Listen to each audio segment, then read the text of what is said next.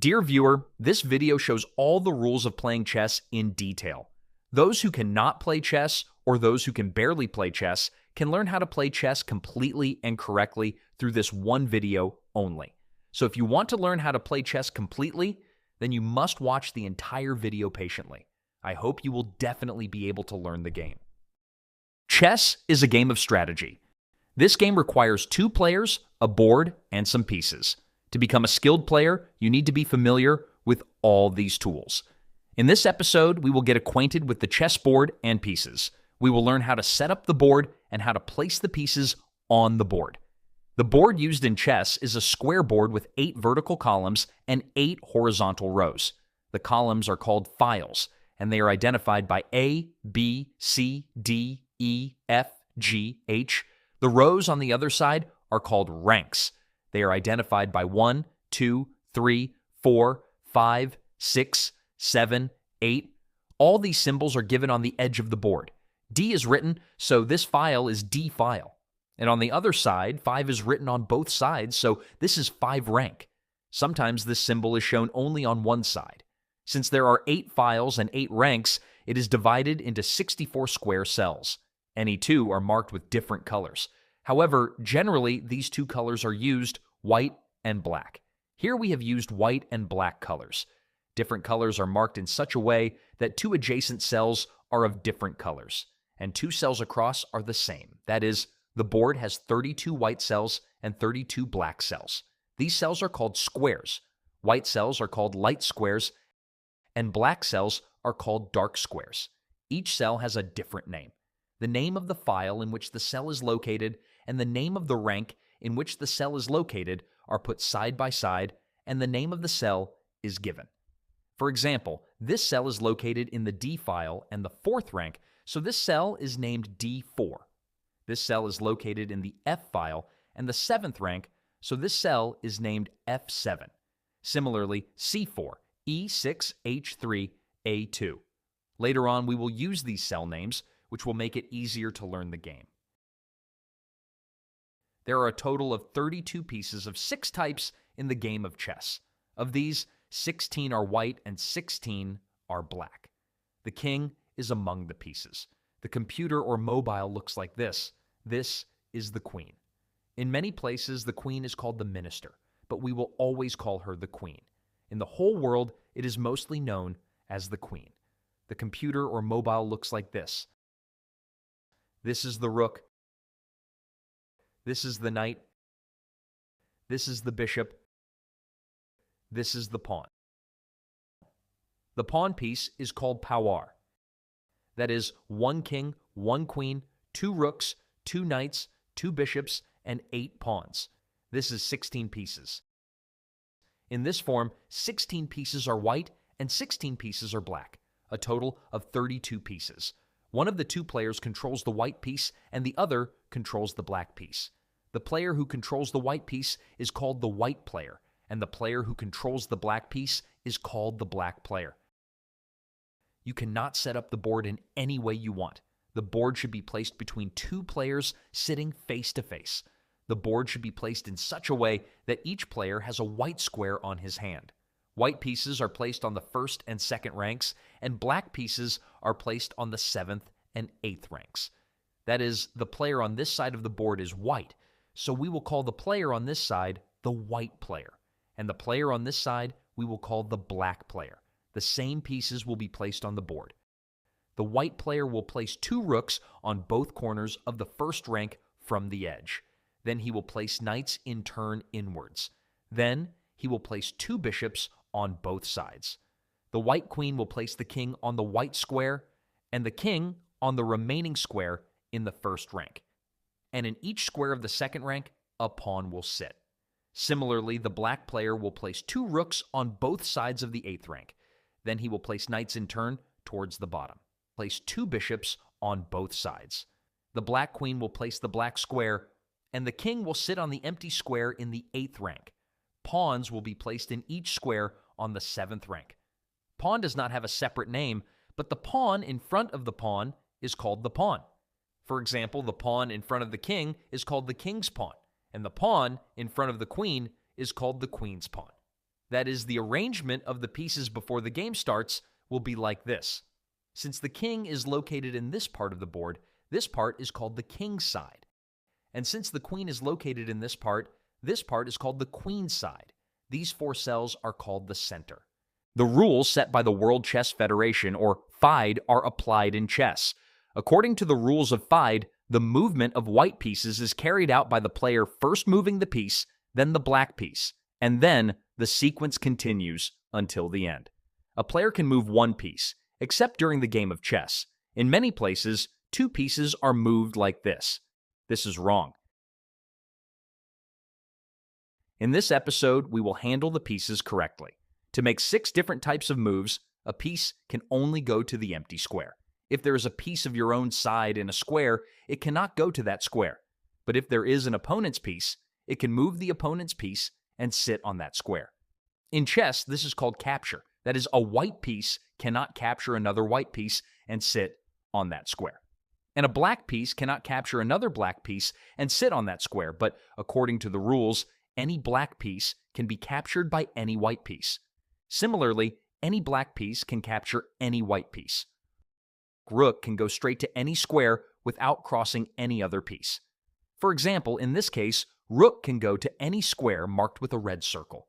From d4, rook can go to d8 square, or he can go to h4 square, or he can go to d2 square. But he cannot go to f7 square from d4 square. To go to f7 square, he has to make 2 moves. Rook can come to d7 square in 1 move, then after playing black, rook can go to f7 square. Or after coming to f4 square from d4 square, he can go to f7 square in another move. Again, in this case, rook cannot cross pawn and go to h4 square. Again, he cannot move pawn and sit on g4 square, because white piece cannot capture white piece. Similarly, rook cannot cross knight and go to d7 square, but white rook can definitely capture and sit on d6 square because of black knight. That is, black player will lose black knight. That is, rook can go to any square of file or rank in which file rank is located. He cannot cross any piece. It can directly capture the opponent's piece and sit on that square. The bishop can move to any square diagonally without crossing another square. For example, in this case, the bishop can move to any square marked with a red circle. It can move from the d4 square to the h8 square, or from the d4 square to the a7 square, or it can move to the f2 square, but it cannot move from the d4 square to the h4 square. To move to that square, it will take 2 moves. The bishop must move to the f6 square in 1 move, then the black player can move to h4, or it can move from the d4 square to the f2 square, then the black player can move to h4. In this case, the bishop cannot move to the g7 square by crossing the knight. Again, the knight cannot move to the f6 square. The black piece can never capture the black piece. Similarly, it cannot move to the a7 square by crossing the queen in this direction. But it can move to the c5 square or the b6 square by moving the queen. That is, the black piece can capture the white piece. As a result, the white player will lose the queen. That is, the bishop can move to any square diagonally. It cannot cross over another piece. It can move the piece on each side of the board and sit on that square. Note that the bishop on the white square can never go to the black square, or the bishop on the black square can never go to the black square. Queen can go straight or diagonally to any square without crossing any other piece. For example, in this case, the queen can go to any square marked with a red circle. From the d4 square, the queen can go to the d8 square, or it can go to the h8 square, or it can go to the h4 square, or it can go to the b4 square. But it cannot go to the g2 square from the d8 square. To reach the g2 square, it will take at least 2 moves. It can reach the f2 square in 1 move, then the black piece will move, and then the queen can go to the g2 square. Apart from that, there are several possible ways to go. Here are some possible paths shown by arrows. Again, in this case, the queen cannot go to the g1 square by crossing the bishop. She cannot move the bishop to the f2 square by moving her own piece. In this way, she cannot go to the d8 square by crossing the queen on each side, but she can sit on the d6 square. Or she can move the queen on each side to the d7 square.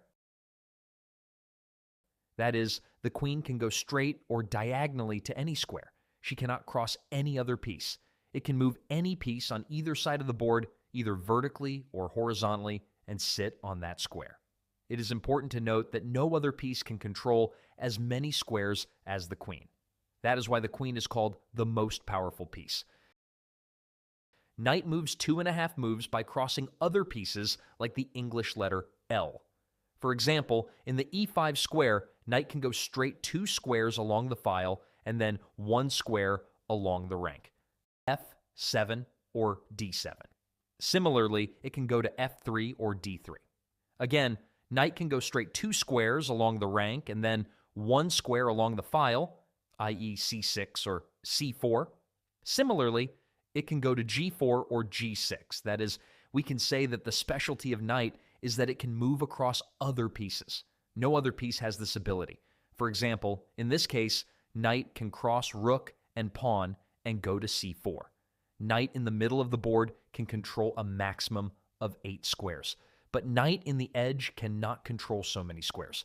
The square where the knight is located has control over the square opposite to it. For example, knight in the white square looks at the black square, and knight in the black square looks at the white square.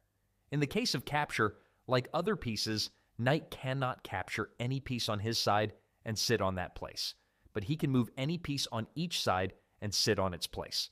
For example, in this case, the knight can move the queen to the D7 square and sit on the D7 square, but he cannot move his own piece to the C6 square. The knight cannot move any piece that he passes over. That is, the knight can move 1 square straight and 1 square diagonally in any direction at the same time. He can move over other pieces. He can move 2.5 squares away from each side and sit on that square. Pawn can move forward 1 space in its own file and can only move 2 spaces on the first move, but it can never go back. For example, white player can move pawn on G2 to G3 on the first move. Later, it can never come back to G2. Black player can move pawn D7 to D6 on the first move, but pawn on this square can never come back to D7. Again, in any first move, it can move 2 spaces instead of 1 space, but all these depend on the player. For example, pawn on E2 can go to E3, but if the player wants, he can move it to E4 instead of E3. Similarly, the first move of the black pawn on E7 can be said to be E5. That is, at any stage of the game, a player can move a pawn 2 spaces from its starting position, but once a pawn is moved, it cannot move 2 spaces again. In the case of other pieces, we have seen that they can move any piece on each side in their path and sit on that place. The rule of capturing a pawn square is an exception. A pawn cannot move a piece in front of it to occupy its place. It doesn't matter if it is white or black. A pawn on D3 can never go to D4 because there is a knight on its own side on this square. A pawn on E4 cannot go to E5 because there are pieces on each side on E5. That is, a pawn can move 1 square forward, but if the square is empty. If there is an opponent's piece on the square in front, the pawn cannot capture it and sit in its place. Again, if there is a piece 2 squares ahead, whether it is on its own side or on the other side, it cannot go to that square. A pawn cannot move to a square that is diagonally in front of it on 1 square. But if there are pieces on each side on the square in front of it, the pawn can capture that piece and move 1 square diagonally. For example, in this case, a pawn on D4 cannot go to C5. But since there is a bishop on each side on E5, it can capture it and sit in its square. Similarly, a pawn on G5 can capture a pawn on H4 and sit in H4. That is, the pawn can move 1 square or 2 squares on the first move. It can move 1 square forward on any move. The pawn can never go back. It can move the piece on each side that is 1 square in front of it and sit on that square. King can move only 1 square in any direction, either straight or diagonally. For example, in this case, the king can move to any square marked with a red circle. From the D4 square, the king can move to the D5 square. It can move to the D3 square, or it can move to the E5 square. The king is the most important piece among the pieces. The victory or defeat of the game is determined on the king. Therefore, the king cannot be moved to a square on which any piece of either side has a view. For example, in this case, the queen of the h4 square can move to all the squares marked with a red circle.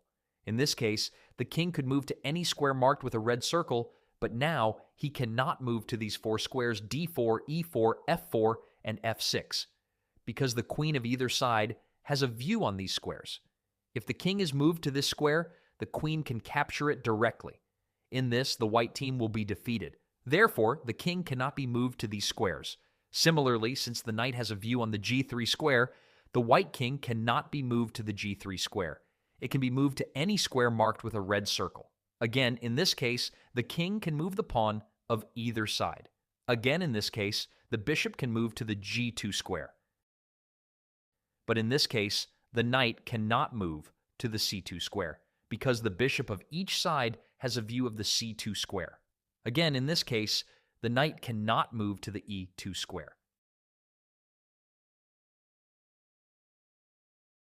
That is, the king can move one square in any direction. It cannot go to a square where the piece of each side has a view.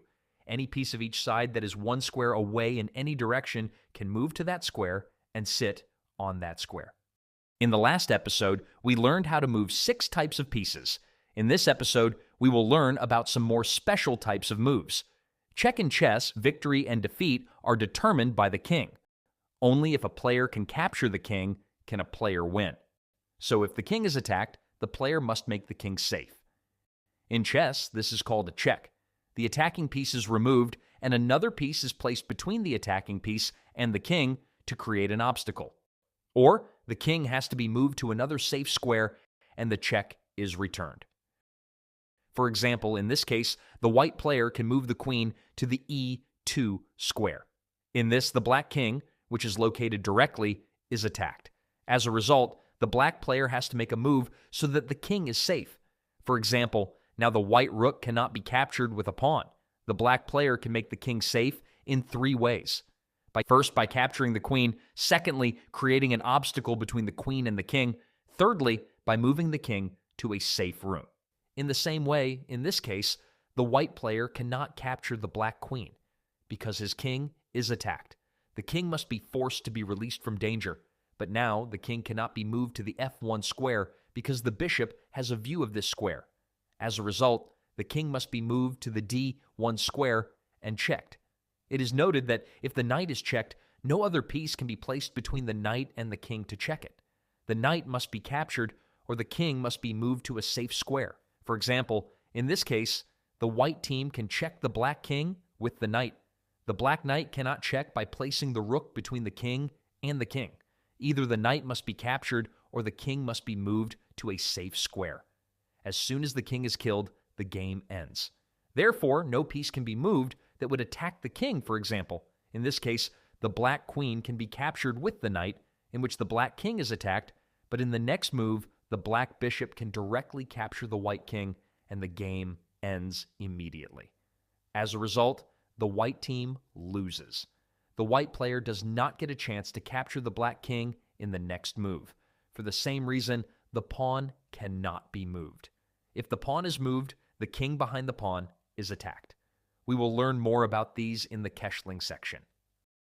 Keshling. A player gets the opportunity to move once in a move. But in this move, during Keshling, the king moves 2 squares towards the rook at the same time, and the rook sits on the square towards which the king moves. There are 3 conditions in this move. First, the king or rook cannot change places before. The king or rook can only be Keshling on the first move. Players from both sides can Keshling only once in each game. Second, there cannot be any other piece between the king or rook. Third, the king cannot be attacked, and the square on which it passes or the square on which it sits cannot be seen by any of the opponent's pieces. But there is no problem if the rook is attacked. For example, suppose the situation in the game after a few moves is like this. Now the black team can use the queen to give a check to the white team. In this situation, Keshling cannot be done. If the king is moved up 1 square, the white team will never be able to Keshling again, because the white king has changed places. The white king will not be able to Keshling on this square later. Again, if the situation is like this, Keshling cannot be done, because the king will have to cross the F1 square and Keshling, on which the queen of each side has the view. For the same reason, castling cannot be done in this situation. The square where the king sits has the view of the bishop of each side. In this situation, Keshling will not happen. There is a knight between the rook and the king. In this situation, Keshling will happen, because Keshling can be done if the rook is attacked. That is, if all the conditions are met, the king's side can be Keshling in this way, and the queen's side can be Keshling. Pawn promotion. When the pawn is on the edge of the board, the white pawn is on the 8th rank, and the black pawn is on the 1st rank. The player can promote it to any power except the king. For example, in this case, as soon as the pawn reaches the A8 square on the A2 square, the player can replace it with a queen, rook, knight, bishop, etc. However, in general, the pawn is promoted to a queen. If it is promoted to another power, it is called under promotion. In some special cases, it is promoted to another power. Similarly, the pawn on the G7 square can become a queen as soon as it reaches the G1 square. In many regions, it is seen that the player can promote the piece that has been captured earlier. But this is wrong. Multiple queens can be taken. That is, if the pawn on the B2 square reaches the B8 square, the white player can replace it with a queen. Similarly, if the pawn on the H7 square reaches the H1 square, the black player can replace it with a queen. In many regions, it is seen that the queen cannot be taken even after the pawn reaches the edge. The player has to take the queen on the next move. This is also wrong. As soon as the pawn reaches the edge, it becomes a queen. For example, in this case, the pawn becomes a queen as soon as it reaches the A8 square. In this case, the black king is attacked by the queen. The black player cannot then advance the pawn to the queen, because the king must be freed from danger. That is, the king must be brought up. The white queen can capture the pawn on the next move. En passant, when a pawn moves 2 squares on its first move and there is a pawn on the file directly next to that square, the opponent can, if he wishes, move his pawn 1 square forward. That is, the square the pawn has crossed, to capture the pawn that has moved 2 squares. The player will only get the opportunity to make this move on his next move. If he does not capture the pawn on the next move, he will never be able to capture this pawn in this way. The white player can move the pawn on the F2 square to the F4 square. The black player can capture the pawn on the E4 square, with the pawn on the F4 square in this way. Or he can capture the pawn on the G4 square with the pawn on the F4 square in this way. But in this move, other pieces, such as the knight move, will never be able to capture the pawn on the F4 square according to the en passant. Now we will calculate which of the pieces is stronger. Note that the pawn can only move forward 1 square. It cannot go back. It can only capture the piece on each side that is located diagonally 1 square in front. On the other hand, the bishop can move diagonally as many squares as it wants and can capture another piece. That is, the bishop is stronger than the pawn. But the bishop on the black square can never go to the white square, and the bishop on the white square can never go to the black square. The rook can move straight as many squares as it wants and can capture another piece. So the rook is stronger than the bishop. If the value of the pawn is taken as 1 point in terms of strength, then the value of the bishop will be 3 points, and the value of the rook is 5 points. The value of the knight is 3 points. The queen can move straight like the rook and diagonally like the bishop. So the value of the queen is the highest, 9 points. However, these values apply to the general case. In special situations, the knight or bishop is more valuable than the rook. Sometimes the pawn in front can be more valuable than the rook. The king can only move 1 square in any direction, which means it has less power, but its value is the most. As soon as the king is killed, that team is defeated. That is, the game is over. So the responsibility of all the pieces is to keep the king safe and put the opponent's king in danger. If the queen has to be lost to keep the king safe, then it must be lost. On the other hand, if the queen can be checked by losing the queen, then it should be done. Therefore, in the game, we have to calculate so that we can do what will be profitable. For example, suppose we capture the rook in exchange for the knight, then we should do so. because it will gain 2 points.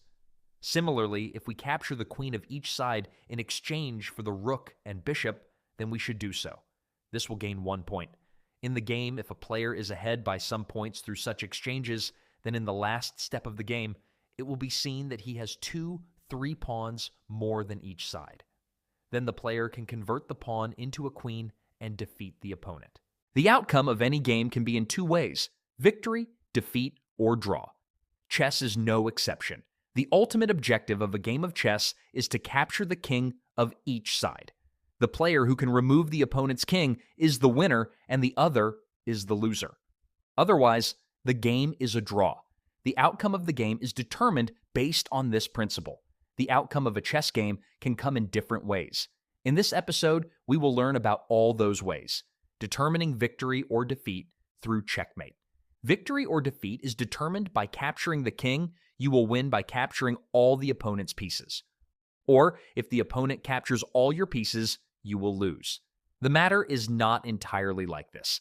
If a player's king is safe, he is not defeated. Again, if the king is not safe despite having all the pieces, then he is defeated. That is, if you want to defeat the opponent, you must capture his king. And if you do not want to be defeated, you must keep your king safe. Consider white's move. If white moves the queen to the h4 square, the black king is attacked, and the black king will be forced to move to a safe place. This event is called a check, but if the check is such that the king has no way to move, it is called a final check. In chess, this is called a checkmate. That is, checkmate is a move in which the king has no place to escape to any square. If the king is not taken to a safe place, the king will be killed on the next move. That is, that player will be defeated. Checkmate can be given in various ways. For example, in this case, his rook can move to the h8 square. As a result, the king is attacked. This is called check. The black player's king must be free from danger, but the black player does not have any pieces with which the rook can be captured. The black player does not have any pieces that can create an obstacle between the king and the rook, or the king cannot be taken to a square where there is no view of either side. The king could go to the blue square, but he cannot go because the rook has vision. That is, the black king can go wherever he wants, and the rook can capture it on the next move. So the defeat of the black team is ensured through this move, which is called checkmate in chess. Similarly, if the rook is taken to the e8 square in this move, the rook can control the 8th rank. As a result, the king cannot stay at this rank. Again, the king cannot move his pawn to this rank. In no way can the king be free from danger. Therefore, this move is called checkmate. Similarly, the king has no place to go in this move. The king can certainly capture the queen, but the next boy knight can capture the king. That is, the queen is protected by the knight here, so the king cannot be free from danger even by moving the queen. So this is also checkmate. In this situation, the king cannot remain on its own rank, because the rook has sight on this rank. It cannot come up either because it can be captured by the white king. So this is also checkmate.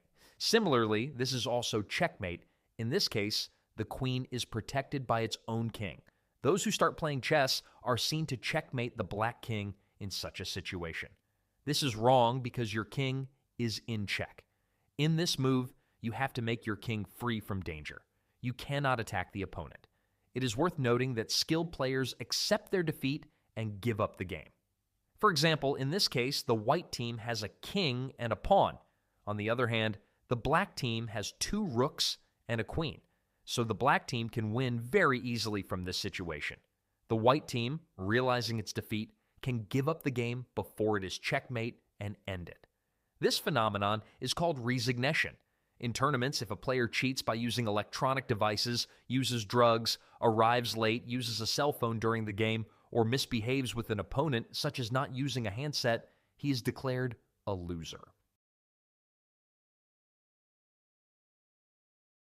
There are different ways to determine a draw. Threefold repetition. If the same move is made 3 times in a row, then the game is declared a draw. For example, in this case, the white team is in a good position. If the game continues, the white team has a higher chance of winning. The black player has tied his king to a certain area. The black team can make this move repeatedly, but there is no way for the white team to reverse this move. If this move is made 3 times in a row, the game will be a draw due to threefold repetition. 50 move rules. If a player is unable to move any piece other than the king. If there is no piece other than the king, but the king cannot be checkmated within 50 moves, then the game is declared a draw according to the FIDE rules. If a piece is allowed to move or is captured in the meantime, the count has to start again. In many regions, if checkmated within 16 moves or 32 moves cannot be done, then the game is declared a draw.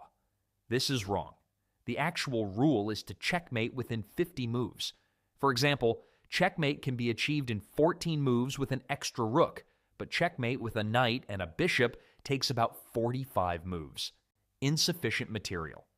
If neither side has any pieces that can be checked, the game is a draw. For example, in this case, no player has any pieces except the king, so the game is a draw. The white player has an extra knight but can never checkmate with the knight, so it is a draw. Similarly, the white player can never checkmate with the bishop, so the game is a draw.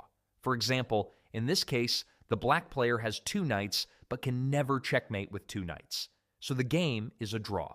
In other situations, checkmate can be achieved if there is an extra rook or 2 bishops, or if there is a knight and a bishop. We will learn about these in the endgame episodes. Stalemate. Imagine that now white's move is to move the white queen to the g6 square. There is no other piece except the king on the black team. There is no other square for the king to go to. The king cannot go to that square because the queen sees all the squares that it could go to. Again, this situation is called stalemate. That is, stalemate is a situation where neither player has a move and the king is safe. In this situation, the game results in a draw. This is also the case in which the black team has a knight and a pawn, but the knight cannot move. The knight is pinned. The pawn's path is blocked. The black team has no legal moves, and the black king is safe. So the game results in a draw. Use of time in games, generally and professionally, there is no set time limit. However, in tournaments and online games, the game is played with a set time limit. Each player starts the game with the same amount of time. If a team runs out of time, it is declared the loser. Even if its position is better than its opponent's, it is still the loser. But the opponent has no pieces to win. If there is a knight or a bishop, the game is a draw. Thank you very much for watching the video so carefully. The video has been made so that those who do not know how to play chess or know little about it can learn how to play chess well. If you can learn how to play chess through this video, then I will consider my own hard work worthwhile. I have tried to explain all the rules of the game in a short time. For those who feel that this time is a lot, I say that you can become a skilled player by learning the game in 5 minutes, but consider it. You can really test your intelligence with that. Congratulations on becoming a chess player. At the same time, I invite you to the chess arena, where you can think and make decisions as you wish. Thank you. See you again in the next video.